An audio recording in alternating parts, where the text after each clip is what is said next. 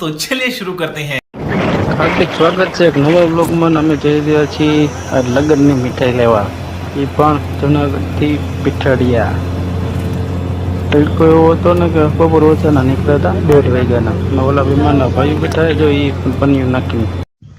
જેતપુરની નદી આવી કેવી છે હાવ ગંધારી, નામાં કંઈક થઈ ગયું છે બિચારીને. કોઈ કમેન્ટ કરી દેજો ને શું થયું છે. હલો ભાઈ, મીઠાઈ લેવાઈ ગઈ અને રિક્ષા વારી લીધી. હવે આપણે નીકળી છીએ પાછા કરવી બાજુ, જુનાગઢ બાજુ. જોઈ લ્યો, હા ભાઈ બતાવતા હતા ગુલાબજાંબુ, કે જોઈ લ્યો ભાઈ આજે ખાવામાં આ જ આવવાના છે. જો કાળા ગુલાબજાંબુ, આ બે મહેમાન જ છે.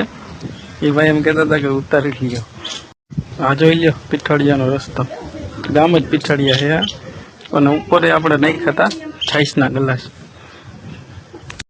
હવે એક તો જોવાઈ ગયો, આપણા ગામ કરતા ન્યા તડકો ઓછો લાગ્યો હતો.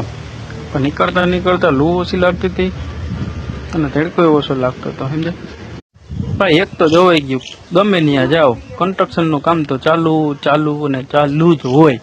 જો અહીંયા પીઠાડી આવ્યા તો ન્યાય જોઈ લ્યો, એની બિચારાઓને ભૂલ બનાવી નાખ્યો. આ પહેલાં કરતાં સારું થઈ જાય અને વરથી બિચારા ખોટી થાય.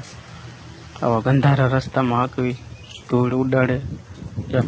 છે પુલ બનાવેલો, પાછા નીચે ઓલા રમતા હતા. હોય જા, રસ્તો એટલો ખરાબ હોય ને કે નાની નાની ગાડીઓને ચડવામાં હાલ આવે.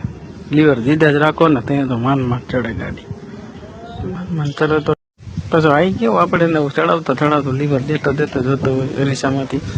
એટલે ભાઈ ગાડી એક ને છે માન કરતા ચડી ગયો ભાઈ ગાડી, એટલું લીવર દીધું. હવે તમને બતાવો, હાલો પીઠાડિયાની ચોકડી. આમ ઉપરની સાઈડ જાઓ, જુનાગઢ રોડ ઉપર સાઈડ ભેગું ટ્રાફિક લ્યો. આમ હાકો ગાડી. હવે આ છે પીઠાડિયાથી આગળ ચડતા જેતપુર ચોકડી. જો ભાઈ સીધે સીધા જાઓ તો પોરબંદર, સોમનાથ ને 2000 years later.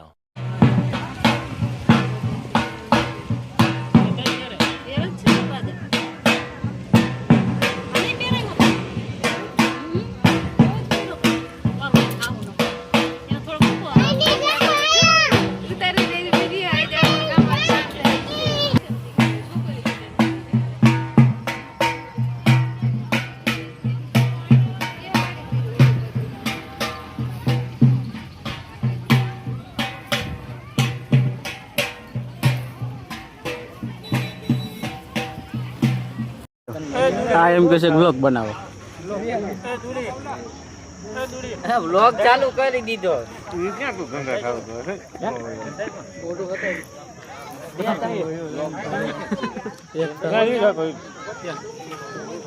ધૂળી